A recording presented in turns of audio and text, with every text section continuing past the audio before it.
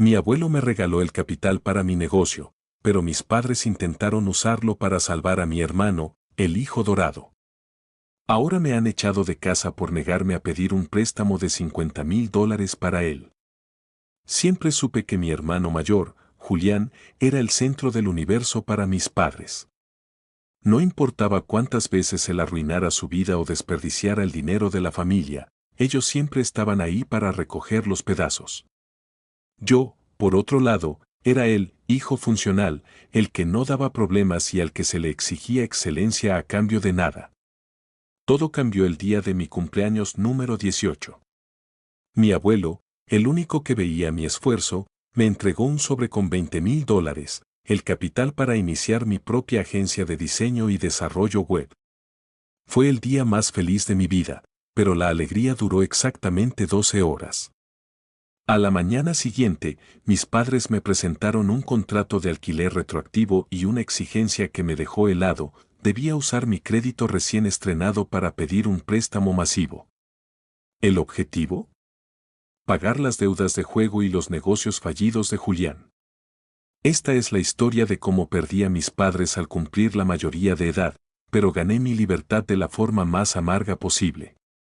Antes de comenzar este relato, queremos agradecer de corazón a todas aquellas personas que se suscribieron a este humilde canal. También quisiéramos saber desde dónde nos estás viendo el día de hoy y qué estás haciendo mientras escuchas esta historia. Si te gustan este tipo de videos, no olvides suscribirte a este canal si aún no lo hiciste, darle manita arriba y activar las notificaciones para que YouTube te avise cada vez que subimos un video nuevo. Mi nombre es Mateo y acabo de cumplir 18 años. Durante toda mi adolescencia, mi vida ha sido una constante lección de invisibilidad. Mientras mi hermano mayor, Julián, de 25 años, era celebrado por cada pequeño logro y perdonado por cada desastre monumental, yo aprendí a moverme entre las sombras de nuestra casa en los suburbios. Julián es lo que en Reddit llamarían el hijo dorado. Es carismático, sí, pero también es profundamente irresponsable. Ha pasado por 3 universidades distintas, ha intentado montar 4 negocios que fracasaron por su falta de ética de trabajo y, lo más grave, tiene una alarmante adicción a las apuestas deportivas que mis padres prefieren llamar mala racha en inversiones. Mis padres, Elena y Ricardo, han hipotecado su propia tranquilidad para mantener a flote el estilo de vida de Julián, convencidos de que él solo necesita una oportunidad más. Yo, en cambio, he estado trabajando desde los 15 años de forma remota, haciendo diseños para pequeñas empresas y ahorrando cada centavo. Mi sueño siempre ha sido fundar mi propia agencia de servicios digitales. El día de mi cumpleaños número 18, mi abuelo materno, Arturo, me pidió que lo acompañara al jardín. Arturo es un hombre de pocas palabras, un ingeniero jubilado que siempre ha sido mi referente. Me entregó un sobre grueso y me miró a los ojos con una seriedad que nunca olvidaré. Mateo, me dijo, he visto cómo trabajas. He visto cómo tus padres desperdician sus recursos en los caprichos de tu hermano mientras tú te esfuerzas por cada dólar. Estos son $20,000. Es tu capital semilla. No es para un coche, no es para fiestas. Es para que construyas tu futuro antes de que esta casa te hunda con ellos. Lloré. No solo por el dinero, sino porque alguien finalmente reconocía mi valor. Esa noche, cometí el error más grande de mi corta vida adulta, se lo conté a mis padres durante la cena. Pensé, ingenuamente, que se alegrarían por mí. Pensé que verían que yo ya no era una carga y que mi futuro estaba asegurado. El ambiente en la mesa cambió al instante. Mi madre dejó de comer y miró a mi padre. Mi padre, Ricardo, simplemente asintió con una expresión que en ese momento no supe interpretar, pero que ahora sé que era pura codicia. Julián, que estaba presente, se rió y dijo, vaya, el pequeño Mateo ahora es un magnate. ¿Podrías invitarme a una ronda de tragos para celebrar? Me reí con él, pensando que todo estaba bien. Me fui a la cama sintiéndome poderoso, sintiendo que por fin el mundo se abría ante mí. Tenía el talento, tenía la disciplina y ahora tenía el capital. A la mañana siguiente, bajé a la cocina esperando el desayuno habitual. Pero en lugar de pan tostado, sobre la mesa había una carpeta azul y una calculadora. Mis padres estaban sentados allí, con rostros solemnes, como si estuvieran en una reunión de negocios. Mi madre tomó la palabra. Mateo, ahora que tienes 18 años y cuentas con un capital importante, las reglas de esta casa tienen que cambiar. No podemos seguir manteniéndote gratis mientras tú acumulas riqueza. A partir de hoy, nos debes $700 mensuales de alquiler, más el 30% de los gastos de servicios.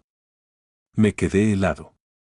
No me importaba pagar, pero la forma en que lo pedían, apenas 12 horas después de recibir mi regalo, se sentía como un asalto.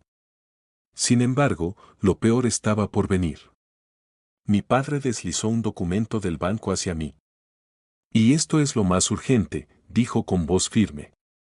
Julián está en un problema serio con unos prestamistas. Necesitamos que aproveches tu historial limpio y ese dinero del abuelo como garantía para pedir un préstamo de $50,000 a tu nombre. Con eso limpiaremos el nombre de tu hermano y él podrá empezar de cero. El aire se escapó de mis pulmones. Mi regalo de libertad acababa de convertirse en el cebo para mi propia esclavitud financiera. Me quedé mirando el documento del banco como si fuera una serpiente a punto de morder. $50,000, repetí en voz alta, mi voz apenas un susurro. ¿Están hablando en serio? Acabo de cumplir 18 años ayer. Ni siquiera he registrado mi empresa legalmente y ya quieren que me endeude por una cantidad que me tomaría años pagar.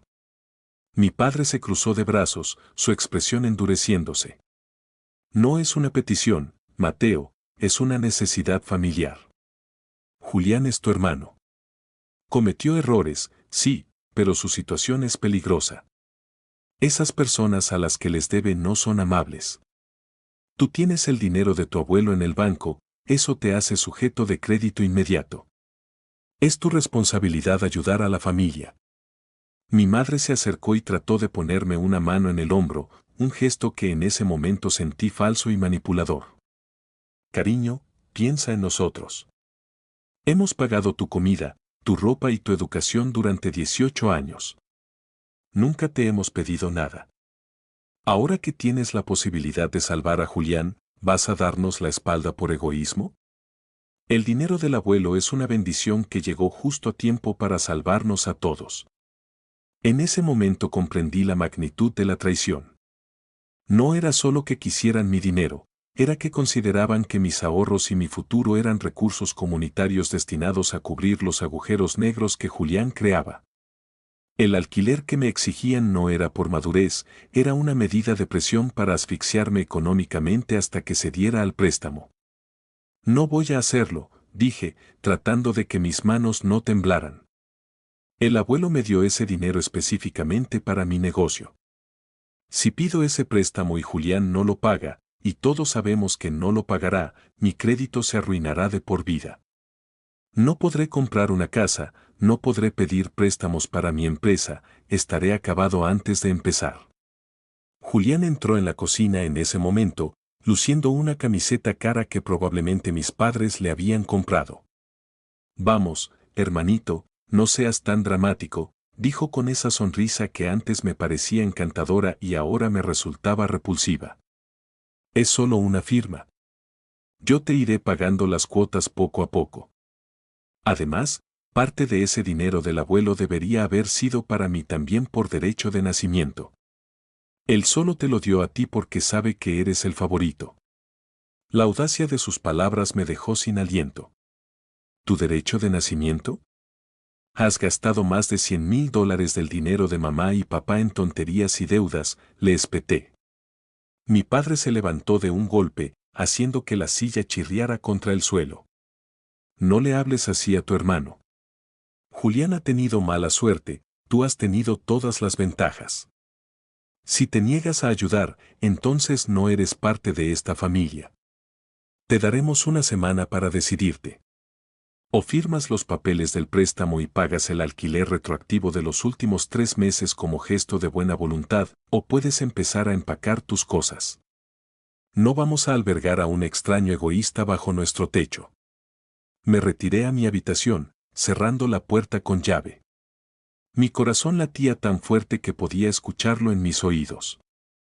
En menos de 24 horas, mi casa se había convertido en territorio enemigo. Miré mi computadora, mi única herramienta de trabajo, y sentí un miedo visceral. Si me iba, no tenía a dónde ir. Si me quedaba y firmaba, mi vida le pertenecería a los errores de mi hermano por la próxima década. Mis padres estaban dispuestos a sacrificar mi vida entera por la posibilidad, siempre remota, de que Julián finalmente sentara cabeza. Comprendí que para ellos, yo no era un hijo, sino una póliza de seguro. Sacé mi teléfono y llamé al abuelo Arturo, pero saltó el buzón de voz. Estaba solo en esto. Empecé a buscar en Google el costo de los alquileres de estudios pequeños en la ciudad, dándome cuenta con horror de que mi regalo se esfumaría rápidamente si no lograba que mi negocio despegara de inmediato. La Guerra Fría en mi casa acababa de comenzar y el precio de mi integridad era de $50,000. Los siguientes 3 días fueron una tortura psicológica diseñada con precisión quirúrgica. Mis padres dejaron de hablarme, excepto para preguntarme si ya había revisado los términos del préstamo. Cada vez que salía de mi habitación para ir al baño o buscar algo de comer, sentía sus miradas cargadas de juicio. La nevera, que antes era de acceso libre, ahora tenía una lista de precios pegada en la puerta. Si vas a ser un inquilino, debes pagar por lo que consumes, me dijo mi madre con una frialdad que me desgarraba el alma. Me vi obligado a comprar mi propia comida y guardarla en mi cuarto, como si fuera un estudiante en un hostal de mala muerte y no un hijo en su casa de toda la vida. Julián, por su parte, adoptó una táctica diferente, el acoso constante. Entraba en mi habitación sin llamar, se sentaba en mi cama y empezaba a hablarme de oportunidades que tendría una vez que pagáramos a sus acreedores. Mira, Mateo, tengo un contacto en una empresa de criptomonedas. Si me ayudas con este préstamo, puedo meterte en un proyecto que multiplicará tus $20,000 en un mes. Solo necesito salir de este bache. Me daban ganas de gritar. ¿Cómo podía ser tan cínico? Estaba tratando de estafarme con el dinero que yo necesitaba para mi negocio legítimo. Cuando lo echaba de mi cuarto, él bajaba las escaleras gritando que yo lo había empujado o insultado, provocando una nueva oleada de recriminaciones por parte de mi padre. El miércoles por la noche, escuché una discusión acalorada en la planta baja. Me acerqué a las escaleras para escuchar. Ricardo, los hombres llamaron de nuevo, decía mi madre con voz temblorosa. Dicen que si Julián no paga la mitad el viernes, vendrán a la casa. Tenemos que convencer a Mateo. No tenemos otra opción.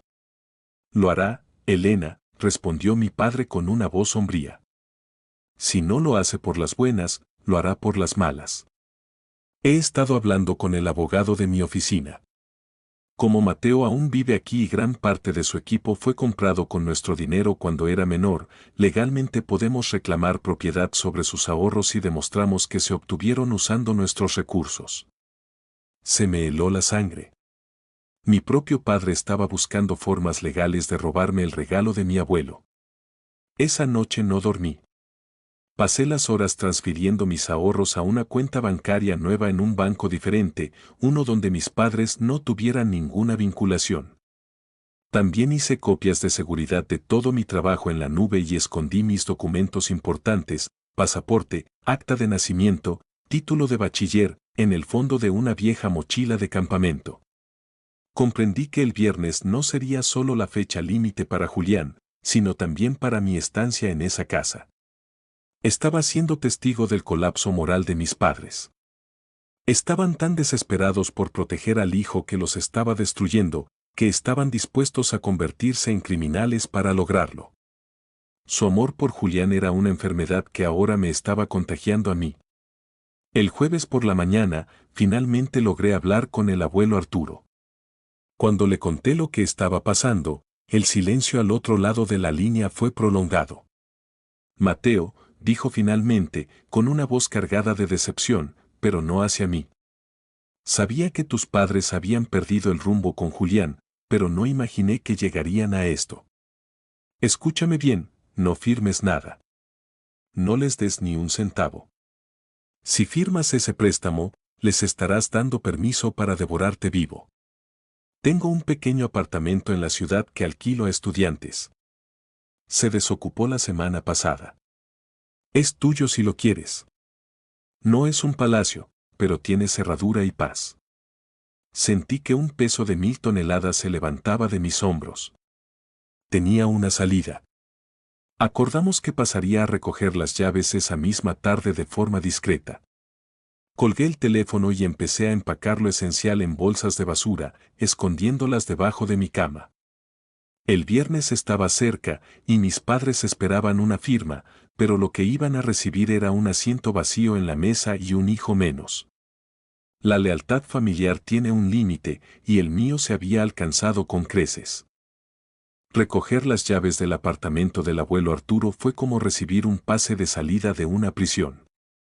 El lugar era pequeño, un tercer piso sin ascensor en un edificio antiguo, pero cuando entré y sentí el silencio, casi me caigo de rodillas. No había gritos de Julián, no había miradas de odio de mi padre, no había listas de precios en la nevera. Sin embargo, no podía quedarme allí todavía. Tenía que volver a la casa para recoger mi equipo de trabajo. Mi computadora de escritorio y mis monitores eran mis herramientas de subsistencia. Sin ellos, los $20,000 se agotarían en un año y me quedaría en la calle. Tenía que ser inteligente. Sabía que si me veían sacando cajas grandes, mis padres intentarían detenerme físicamente. Esa noche, el jueves, regresé a casa alrededor de las 7. El ambiente era extrañamente calmado. Mis padres habían preparado una cena especial. Incluso habían puesto velas. Era una puesta en escena patética. Mateo, siéntate, dijo mi madre con una sonrisa que no llegaba a sus ojos. Hemos estado pensando y quizás fuimos un poco duros. No queremos que te sientas presionado. Mañana solo iremos al banco a explorar opciones. No tienes que decidir nada definitivo. Mentira. Sabía que en el banco ya tendrían todo listo para que yo solo pusiera la firma bajo presión emocional. Julián estaba inusualmente callado, comiendo con la mirada baja. Parecía un animal acorralado que sabía que su destino dependía de que yo cayera en la trampa. Cené con ellos en un silencio tenso, fingiendo que estaba considerando su oferta. Lo pensaré, mañana les doy una respuesta, dije antes de subir a mi cuarto. Una vez dentro, puse música para simular que estaba relajado y empecé la operación. Desarmé mi computadora con cuidado, envolviendo cada pieza en ropa para que no hiciera ruido. Metí mis 2 monitores en fundas de almohada.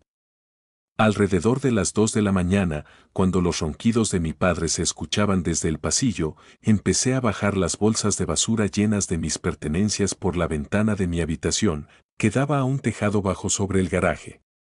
Fue una maniobra arriesgada, pero logré colocar todo en el césped trasero sin despertar a nadie. Caminé hacia la calle, donde había estacionado mi viejo coche a 2 cuadras de distancia para no ser detectado por el ruido del motor. Hice 3 viajes cargando mis cosas en la oscuridad, con el corazón en la boca cada vez que un perro ladraba en el vecindario. En el último viaje, subí a la cocina por última vez.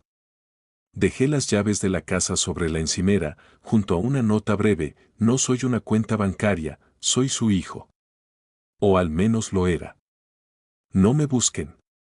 No sentí tristeza, solo una adrenalina fría y purificadora. Mientras conducía hacia mi nuevo apartamento, veía las luces de la calle pasar y me daba cuenta de que acababa de convertirme en un adulto de la forma más brusca posible. Había salvado mi futuro, pero había confirmado que mi familia estaba dispuesta a destruirme para salvar a un fantasma. Llegué al apartamento del abuelo a las 4 de la mañana. Subí las cajas, armé mi escritorio de forma improvisada y me senté en el suelo, rodeado de bolsas de basura. Encendí mi computadora y vi que tenía 3 mensajes nuevos de clientes potenciales. El mundo seguía girando. Me acosté en un colchón inflable que el abuelo me había dejado y dormí el sueño más profundo que he tenido en años. Pero sabía que el viernes no pasaría sin consecuencias. Mis padres se despertarían, verían la nota y el caos estallaría. Julián no tendría su dinero y los prestamistas estarían en la puerta. Había elegido mi libertad sobre su seguridad y sabía que para ellos eso me convertiría en el villano de la historia para siempre. Pero mientras cerraba los ojos, recordé las palabras del abuelo: no permitas que te hundan con ellos. Por primera vez en mi vida, sentí que realmente era dueño de mi propio destino. El viernes amaneció con una tormenta de notificaciones en mi teléfono. Lo había puesto en silencio, pero cuando desperté a las 9 de la mañana, tenía 47 llamadas perdidas de mi madre, 12 de mi padre y una serie de mensajes de texto de Julián que iban desde los insultos más viles hasta súplicas desesperadas. Mateo, vuelve ahora mismo. Los hombres están aquí. Van a hacerme daño, decía el último mensaje de mi hermano. Sentí una punzada de culpa, pero luego recordé que esos hombres estaban allí por las decisiones de Julián, no por las mías. Mis padres me habían puesto una fecha límite y yo simplemente había tomado una decisión antes de que ellos pudieran forzarme a tomar la equivocada. Bloqueé los números de mis padres y de Julián temporalmente. Necesitaba concentración absoluta para instalar mi oficina y empezar a trabajar. Sin embargo, no pude bloquear al resto de la familia. Alrededor del mediodía, mi tía abuela Clara, la hermana de mi padre, me llamó. Ella siempre había sido la mediadora de la familia. Mateo, ¿qué has hecho?, preguntó con voz angustiada. Tu madre está en crisis de nervios. Dice que te robaste dinero de la familia y que te escapaste para dejar que maten a tu hermano. Dice que el abuelo Arturo te lavó el cerebro. Me reí amargamente. Tía, el único dinero que tengo es el que el abuelo me regaló. Ellos querían que pidiera un préstamo de $50,000 para las deudas de juego de Julián. Me echaron de casa porque me negué. Yo no escapé, me fui para sobrevivir. La conversación con mi tía me reveló que mis padres estaban construyendo una narrativa donde yo era el traidor desalmado. En el grupo de WhatsApp de la familia, mi padre publicó un mensaje diciendo que yo había mostrado una falta de carácter y amor fraternal alarmante y que ya no se me permitía el contacto con nadie de la familia hasta que rectificara mi actitud. Era una excomunión familiar en toda regla. Me dolió ver cómo algunos primos con los que solía jugar de niño ponían emojis de tristeza o indignación sin siquiera preguntarme mi versión. La influencia del hijo dorado llegaba a todos los rincones de nuestro árbol genealógico. Julián siempre había sido el favorito de las tías por su carisma, mientras que yo era solo el chico tranquilo que siempre estaba pegado a una pantalla. Esa tarde, el abuelo Arturo vino a visitarme. Traía algunas provisiones y una televisión vieja. Hiciste bien, Mateo, me dijo mientras nos sentábamos en las cajas. Tus padres llamaron a mi casa gritando. Ricardo me amenazó con denunciarme por interferir. Les dije que si ponían un pie en mi propiedad o en la tuya, llamaría a la policía con los registros de las deudas de Julián que yo mismo he estado recopilando. Me sorprendió que el abuelo hubiera ido tan lejos. Resulta que él sabía mucho más de los negocios turbios de Julián de lo que yo imaginaba. Julián no solo debe dinero de apuestas, Mateo. Estafó a un excompañero de la universidad con una supuesta inversión en construcción. Esa gente es la que está en la puerta de tu casa hoy. La magnitud del desastre de mi hermano era mucho mayor de lo que mis padres admitían. Ellos no estaban tratando de salvarlo de una mala racha, estaban tratando de encubrir delitos. Y estaban dispuestos a que yo, a mis 18 años, cargara con la responsabilidad legal y financiera de todo ello. El abuelo me entregó una carpeta con copias de algunos de esos documentos. Guarda esto, me advirtió. Si intentan demandarte por el equipo o por los ahorros, esto demostrará por qué tuviste que irte. Es tu seguro de vida. Esa noche, mientras trabajaba en el primer proyecto oficial de mi agencia, escuché un ruido en la calle. Por un momento, el pánico me invadió pensando que me habían encontrado. Pero era solo el viento golpeando una ventana vieja. Estaba a salvo, pero la familia que conocía había muerto ese viernes. Ahora solo quedaba la verdad, cruda y fría, y un negocio que tenía que prosperar para demostrar que el abuelo no se había equivocado al apostar por mí. Durante el primer mes de mi independencia, descubrí que mis padres no se rendirían fácilmente. Al no poder obligarme a firmar el préstamo de forma privada, decidieron usar la vergüenza pública como arma. Mi madre comenzó a publicar en Facebook publicaciones veladas sobre hijos que olvidan los sacrificios de sus padres y la codicia que pudre el alma de los jóvenes. Lo peor fue cuando Julián, en un acto de desesperación absoluta, creó un hilo en un foro local de la ciudad diciendo que yo le había robado una idea de negocio y el capital que mi abuelo supuestamente había destinado para ambos. Empecé a recibir mensajes de extraños insultándome. La narrativa del hermano malvado estaba funcionando. Incluso tuve problemas con uno de mis clientes. Era un dueño de restaurante local que conocía a mi padre de la iglesia. Me llamó para decirme que cancelaría el contrato de su sitio web porque no podía trabajar con alguien que trataba así a su propia familia. Tu padre es un buen hombre, Mateo. Me contó lo que le hiciste a tu hermano. No quiero tener nada que ver contigo, me dijo antes de colgar. Sentí una impotencia feroz. Estaban atacando mi medio de vida, el mismísimo negocio que ellos mismos habían intentado parasitar. Mis padres estaban tan cegados por la necesidad de salvar a Julián que no les importaba destruir mi carrera antes de que despegara. Si yo no les servía como fuente de dinero, no les servía para nada. Tomé la decisión de defenderme. El abuelo Arturo me aconsejó que fuera discreto, pero yo sabía que en el mundo digital, el silencio es aceptación. Redacté un comunicado claro y lo publiqué en mis redes sociales profesionales. No entré en detalles escabrosos de las apuestas de Julián, pero fui firme. A mis 18 años, se me exigió pedir un préstamo de $50,000 para cubrir deudas ajenas bajo amenaza de desalojo. Elegí mi independencia financiera y mi integridad legal. Lamento que mi familia haya decidido llevar este asunto privado al ámbito público. La reacción fue dividida, pero muchos amigos de la universidad y otros profesionales del sector me enviaron mensajes de apoyo. La burbuja de mis padres empezó a desinflarse cuando la gente vio que yo no me escondía. Una semana después, recibí un correo electrónico de un abogado. Mis padres me estaban demandando formalmente por incumplimiento de contrato verbal de alquiler y exigían la devolución del valor de la computadora y el equipo, alegando que fueron comprados con sus fondos. Era una táctica de distracción para intentar asustarme y que volviera a la mesa de negociaciones. Mi abuelo me puso en contacto con su abogado de toda la vida. Ellos no tienen nada, me explicó el licenciado. No hay contrato de alquiler firmado y el equipo fue un regalo de cumpleaños de hace 2 años, documentado en fotos y mensajes de texto. Esto es solo acoso legal. Sin embargo, defenderme me costaría dinero que debería estar invirtiendo en mi empresa. Lo más triste de todo fue darme cuenta de que Julián seguía viviendo en la casa, protegido por mis padres mientras ellos gastaban lo poco que les quedaba en abogados para atacarme a mí.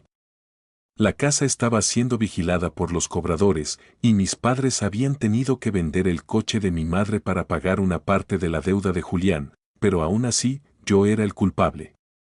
Mi tía Clara me llamó para decirme que Julián había sido visto en el casino de nuevo, apenas unos días después de que ellos vendieran el coche.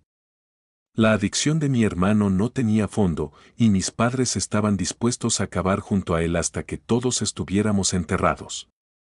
Comprendí que no había reconciliación posible. No puedes razonar con personas que están en un culto, y mis padres estaban en el culto a Julián.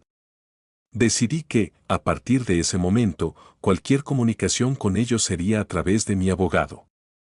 Mi negocio empezó a crecer a pesar del sabotaje, impulsado por una rabia productiva que me mantenía despierto hasta la madrugada trabajando en códigos y diseños. Había aprendido que la mejor venganza es el éxito masivo. Eran las 8 de la noche de un martes cuando escuché golpes insistentes en mi puerta. Pensé que sería el repartidor de pizza, pero cuando miré por la mirilla, sentí que el estómago se me subía a la garganta. Era mi padre. Se veía 10 años más viejo que la última vez que lo vi. Su ropa estaba arrugada y sus ojos estaban inyectados en sangre. Por un segundo, sentí lástima, pero luego recordé la demanda legal y el asedio público. Abrí la puerta solo un poco, dejando puesta la cadena de seguridad. ¿Qué quieres, papá?, pregunté con voz seca. Mateo, por favor, déjame entrar, suplicó. Las cosas se han salido de control. Julián. Julián desapareció. Se llevó lo último que quedaba en la cuenta de ahorros de tu madre y no ha vuelto en 3 días. Los hombres que lo buscan vinieron a la casa hoy. Rompieron la ventana del salón. Tenemos miedo. El corazón me latía con fuerza. La realidad que yo había previsto estaba ocurriendo, pero no sentí la satisfacción de tener razón. Sentí terror por ellos, pero también una desconfianza instintiva. ¿Y qué esperas que haga yo? Les dije que esto pasaría. Les dije que Julián nos hundiría. Necesitamos dinero para mudarnos, Mateo, dijo, y ahí estaba de nuevo. El tono de súplica se convirtió rápidamente en una exigencia disfrazada. Si no nos das aunque sea 10,000 de lo que te dio el abuelo, perderemos la casa. Ya nos llegó la notificación de embargo. Eres nuestra última esperanza. No puedes ser tan cruel de vernos en la calle. Cerré los ojos un momento. El descaro era infinito. Incluso después de que Julián los robara y los abandonara, ellos seguían viniendo a mí no para pedir perdón, sino para pedir que yo pagara el precio de su negligencia. No, papá, respondí con firmeza. No les voy a dar el dinero de mi negocio.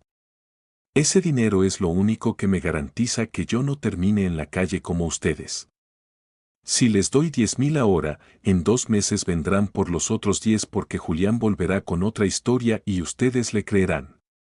Mi padre golpeó la puerta con la palma de la mano. Eres un monstruo. Tu hermano está en peligro y tu madre está destrozada. Ese dinero no te pertenece, el abuelo te lo dio porque está viejo y no sabe lo que hace. El tono agresivo volvió, confirmando que mi decisión de mantener la puerta cerrada era la correcta. Vete, papá, o llamaré a la policía, le dije. Ya no soy tu cuenta de ahorros. Tienes un abogado que me está demandando, así que habla con él si quieres algo de mí. Cerré la puerta de golpe y me apoyé contra ella, temblando. Escuché sus gritos en el pasillo durante unos minutos, llamándome malagradecido y frío, hasta que finalmente escuché sus pasos alejarse.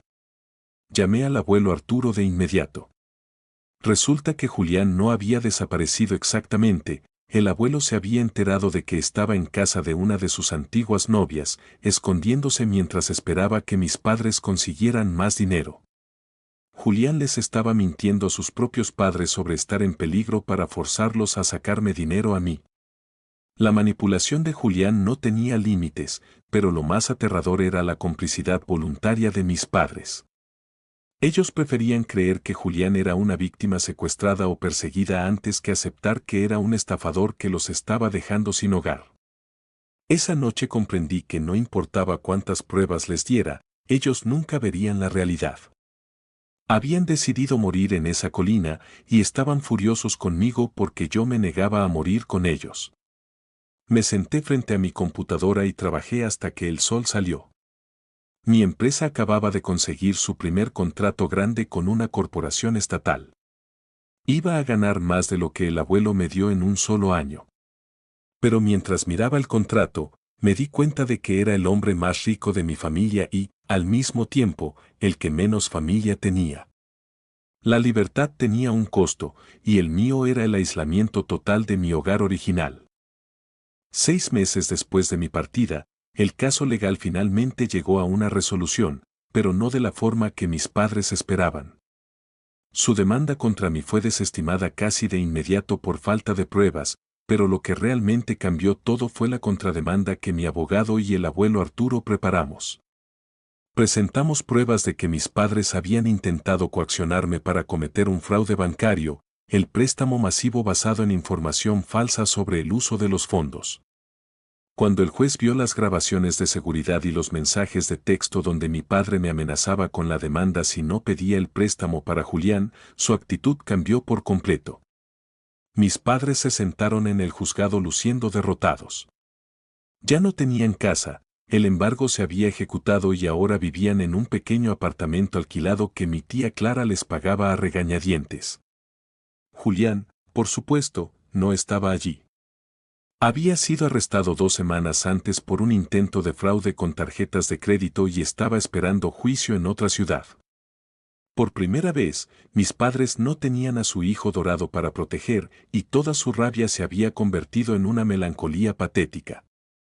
El juez les impuso una multa por acoso procesal y les ordenó mantenerse alejados de mi domicilio y lugar de trabajo. Al terminar la sesión, mi madre se me acercó en el pasillo. No había rastro de la mujer altiva que me cobraba por la comida. Mateo, ¿podemos hablar?, preguntó con voz quebrada. Miré a mi abogado, quien asintió indicando que podía hablar con ella si quería. Nos apartamos un poco. Lo hemos perdido todo, hijo, dijo ella, rompiendo a llorar. Tenías razón sobre Julián, pero no sabíamos qué más hacer. Era nuestro hijo, no podíamos dejarlo caer. La miré con una mezcla de tristeza y una distancia emocional que me sorprendió. El problema, mamá, es que para no dejarlo caer a él, decidieron empujarme a mí, le respondí. Estaban dispuestos a que yo tuviera una deuda de $50,000 y un historial crediticio arruinado a los 18 años. Eso no es amor de padres, es sacrificio humano. Me usaron como un recurso, no como a un hijo.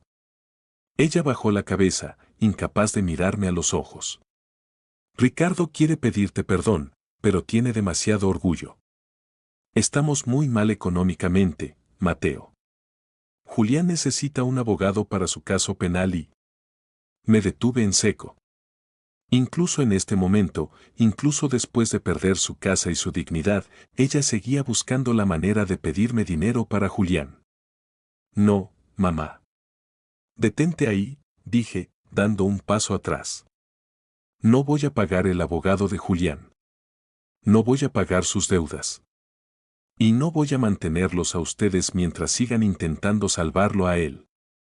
Si alguna vez deciden que Julián debe enfrentar sus propias consecuencias y que yo merezco respeto como individuo, tal vez podamos tomar un café. Pero por ahora, nuestra relación se termina en este pasillo. Caminé hacia la salida del tribunal donde el abuelo Arturo me esperaba con una sonrisa triste. Él me abrazó con fuerza. Eres un hombre valiente, Mateo. Hiciste lo que yo no pude hacer con tu padre, poner límites claros. Esa noche, celebré con el abuelo en un restaurante sencillo. Mi empresa ya contaba con 3 empleados a tiempo completo. Mi departamento estaba lleno de muebles nuevos y la paz era mi compañera constante. Había aprendido que la sangre no te obliga a la autodestrucción. Mis padres habían elegido su camino, y aunque me dolía verlos así, sabía que si les daba un centavo, los estaría habilitando para seguir en su ciclo tóxico. La lección fue cara, pero el resultado fue mi vida entera. Había nacido de nuevo a los 18 años, no por el dinero del abuelo, sino por la capacidad de decir no cuando todo mi mundo me exigía decir sí. Julián iría a la cárcel, mis padres tendrían que aprender a vivir con lo mínimo, y yo seguiría construyendo el imperio que mi abuelo soñó para mí. El sobre de los $20,000 ya no era solo dinero, era el símbolo de una cadena rota. Ha pasado un año desde aquel juicio. Mi empresa de diseño web ahora es una de las más reconocidas en la región. He podido devolverle al abuelo Arturo el dinero que me dio, multiplicado, aunque él no quería aceptarlo. Al final, lo convencí de usarlo para un fondo de becas para jóvenes emprendedores que no tienen apoyo familiar, una causa que ahora es muy cercana a mi corazón. Mi vida es próspera, tranquila y llena de gente que me valora por lo que soy y no por lo que puedo darles económicamente. He aprendido a construir mi propia familia, una basada en el respeto mutuo y no en la manipulación emocional. Julián está cumpliendo una condena de 3 años. He ido a visitarlo una vez, no por afecto, sino por curiosidad. Me pidió dinero en los primeros 5 minutos de la visita. Me levanté y me fui sin decir nada, confirmando que algunas personas nunca cambian, sin importar cuántas vidas destruyan en el proceso.